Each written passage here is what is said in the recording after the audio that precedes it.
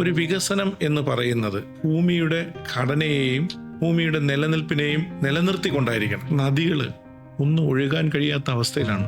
കാരണം മണൽ കൊണ്ട് നിറഞ്ഞുപോയി. അണക്കെട്ടുകളുടെ എല്ലാം അളവ് കുറഞ്ഞു. വെള്ളത്തിന് ഒഴുകാനുള്ള ഒരു വഴി ശരിയാവണ്ടേ, ഒരു പാത്ത് റെഡിയാവണ്ടേ? ഈ മണൽ വന്ന് ഇങ്ങനെ കൂടിക്കഴിഞ്ഞാൽ കുറച്ച് വെള്ളം വന്നാൽ തന്നെ കരകയറി പോവില്ലേ? അപ്പൊ ശരിക്കും മണലെടുക്കുന്നത് നല്ലതാണ്. മണലെടുക്കുന്നത് നല്ലതാണ്.